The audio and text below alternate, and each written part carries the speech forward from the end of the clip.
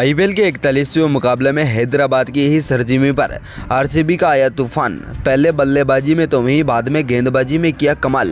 हैदराबाद की ओर से नहीं चले ट्रेविस हेड तो वहीं हेनरी क्लासेन। नमस्कार दोस्तों, स्वागत है एक बार फिर हमारा इस चैनल में। दोस्तों, आईपीएल 2024 में दूसरी बार हैदराबाद वर्सेस आरसीबी के बीच घमासान मुकाबला देखने को मिला, जहां पर पहले मुकाबले में हैदराबाद की दमदार जीत हुई थी, लेकिन यहां पर दूसरा मुकाबला हैदराबाद की सरजमीं पर आरसीबी वर्सेस एचआरएस के बीच खेला गया, जहां पर आज के इस मुकाबले में पहले बल्लेबाजी करते हुए आरसीबी की ओर से 206 रनों का हैदराबाद को टारगेट दिया गया।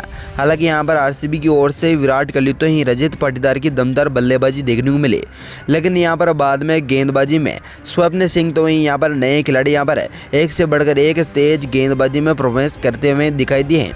लेकिन हैदराबाद की ओर से आखिरी क्षणों में आए पैट कमिंस ने यहाँ पर पूरे मुकाबले को बदल के रख दिया। दोस्तों, आज के वीडियो में हम आपको बताएंगे कि आखिरकार किस तरह से पैट कमिंस ने इस मुकाबले को और भी रोमांचक बना दिया। बताएंगे आज के इस मुकाबले की फुल हाईलाइट। इससे पहले अगर आपने हमारा इस चैनल को सब्सक्राइब नहीं किया है तो क्रिकेट से जुड़ी हर एक लेटेस्ट अपडेट के लिए चैनल को सब्सक्राइब कर बेल आइकन जरूर दबा लें। साथ ही कमेंट बॉक्स में कमेंट करके जरूर बताएं कि आरसीबी इस सीजन है प्लेऑफ में अपनी जगह बना सकती हैं या फिर नहीं। अपनी कीमत राय हमें कमेंट बॉक्स में कमेंट करके जरूर बताएं। तो चलिए दोस्तों, बिना कोई देरी करते हुए बात करते हैं इस मुकाबले के बारे में। तो यहाँ पर पारी की शुरुआत में टॉस उछलते हैं और गिरा आरसीबी के फेफ डु प्लेसिस के पक्ष में, जहाँ पर कप्तान ने पहले बल्लेबाजी का फैसला किया तो यहाँ पर हैदराबाद को गेंदबाजी का न्योता दिया। हालांकि यहाँ पर आरसीबी की ओर से पारी की शुरुआत करने उतरे विराट कोहली के साथ फेफ डु प्लेसिस। तो यहाँ पर हैदराबाद की ओर से पहले ओवर अभिषेक शर्मा को दिया गया, जहां पर पहले ओवर में पहली ही बॉल पर शानदार तरीके से चौका खाने के बाद 10 रन देते हुए पहले ओवर को समाप्त किया था। लेकिन यहाँ पर दूसरा ओवर भुवनेश्वर कुमार को दिया गया, जहां पर फेफ डु प्लेसिस ने पहली ही बॉल पर यहाँ पर शानदार तरीके से स्ट्रेट बॉल पर चौका लगाया। तो यहाँ पर पांचवी और छठी बॉल पर शानदार तरीके से 2 चौके लगाने के साथ इस ओवर में 14 रन बटोर लिए। तो यहाँ पर तीसरी ओवर की बात करें तो यहाँ पर पैट कमिंस को दिया गया। हालांकि यहाँ पर कप्तान ने यह ओवर करके काफ़ी महंगा साबित हुआ था, जहाँ पर पहली ही बॉल पर विराट कोहली ने शानदार तरीके से पीछे तो वह यहाँ पर दूसरी बॉल पर स्ट्रेट में लगातार 2 चौके लगाए। तो यहाँ पर तीसरी बॉल पर 1 रन तो वहीं चौथी बॉल पर एक बार फिर से पैट कमिंस को फेफ डु प्लेसिस ने छक्का लगाया और तीसरे ओवर में 19 रन बटोर लिए। हालांकि यहाँ पर आरसीबी की टीम 3 ओवर में 43 रन ठोक चुकी थी। तो यहाँ पर एक तरफ फेफ डु प्लेसिस अच्छी फॉर्म में चल रहे थे, लेकिन यहाँ पर चौथे ओवर की पहली ही बॉल पर नटराजन ने विराट कोहली के सामने गेंद डाली और शानदार तरीके से चौका खाया। लेकिन यहाँ पर 5वीं बॉल पर नटराजन ने कमबैक करते हुए फेफ डु प्लेसिस को एडम मार्करम के हाथों यहाँ पर शानदार तरीके से कवर में कैच कराया और शानदार तरीके से आज के इस मुकाबले में फेफ डु प्लेसिस ने भी अपनी पारी को समाप्त किया और 25 रन बनाकर पवेलियन की ओर भेज दिया। ऐसे में आज के इस मुकाबले में दोस्तों 5 ओवर की समाप्ति पर 1 विकेट पर 51 रन आरसीबी ठोक चुकी थी। लेकिन यहाँ पर नए खिलाड़ी के रूप में यहाँ पर जैक्स भी अच्छे फॉर्म में दिखे, लेकिन उनकी पारी आज के इस मुकाबले में लंबी नहीं रही। तो वहीं यहाँ पर पावर प्ले के आखिरी गेंद पर यहाँ पर आरसीबी ने 1 रन लेते हुए 61 रन पावर प्ले में ही ठोक डाले थे। तो वहीं यहाँ पर 7वीं ओवर की अगर बात करें तो यहाँ पर मार्कंडे को दिया गया, जहाँ पर मार्कंडे ने जैक्स को पहली ही बॉल पर 1 रन लेने दिया। तो वहीं यहाँ पर इसी ओवर की छठी बॉल पर मार्कंडे ने कमाल का परफॉर्मेंस करते हुए विल जैक्स को अपनी फिरकी में फंसाया और वो बोल्ड आउट करते हुए पवेलियन भेजा। ऐसे में 7 ओवर की समाप्ति पर 65 रनों पर आरसीबी ने दूसरा विकेट भी गंवा दिया था। तो वहीं यहाँ पर बात करें 90 ओवर की तो मार्कंडे ने एक बार फिर से अच्छा परफॉर्मेंस करते हुए रजत पाटीदार को गेंद डाली, लेकिन पहली ही बॉल पर 6 खाना पड़ा। तो वहीं यहाँ पर इस ओवर में मात्र 11 रन देते हुए मार्कंडे ने ओवर को समाप्त किया। तो यहाँ पर 10वें ओवर में एक बार फिर से बात करें तो यहाँ पर उनादकट आए, जहाँ पर आज के इस मुकाबले में उनादकट ने बहुत ही बेहतरीन गेंदबाजी करके दिखाई।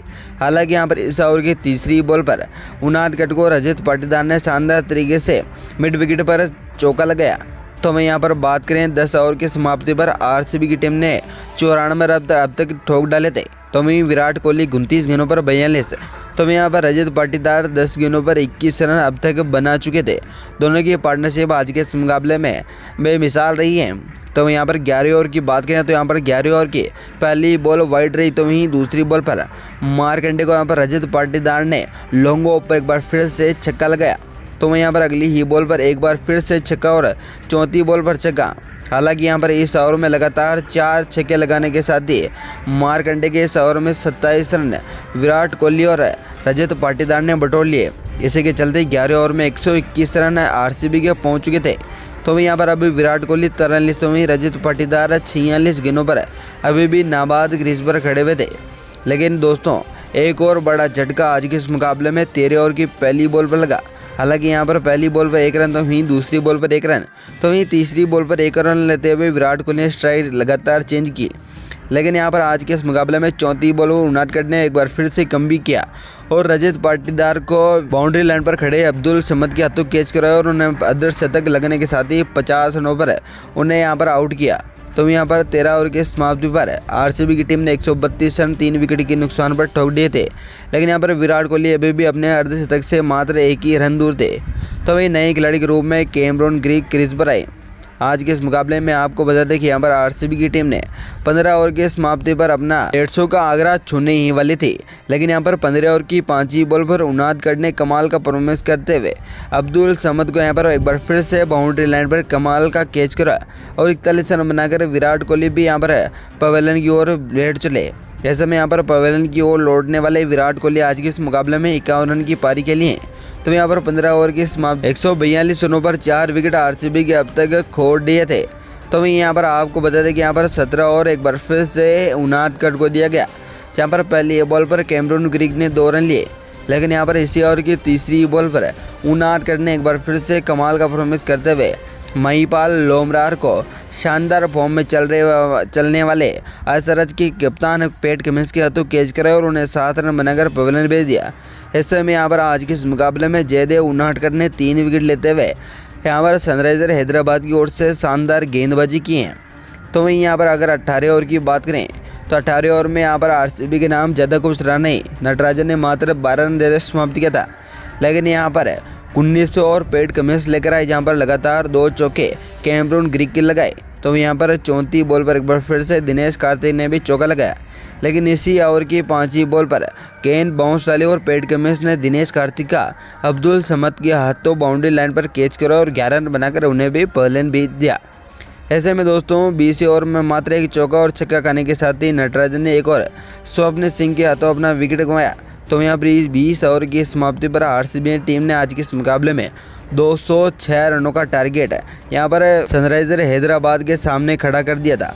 आज के इस मुकाबले में सबसे शानदार परफॉर्मेंस करने वाले खिलाड़ियों में विराट कोहली ने 51, तो यहाँ पर रजत पाटीदार ने 50 रनों की पारी खेली। इसी के चलते जयदेव उनादकट ने अब तक 3 विकेट लेते हुए सनराइजर हैदराबाद की ओर से दमदार गेंदबाजी की थी।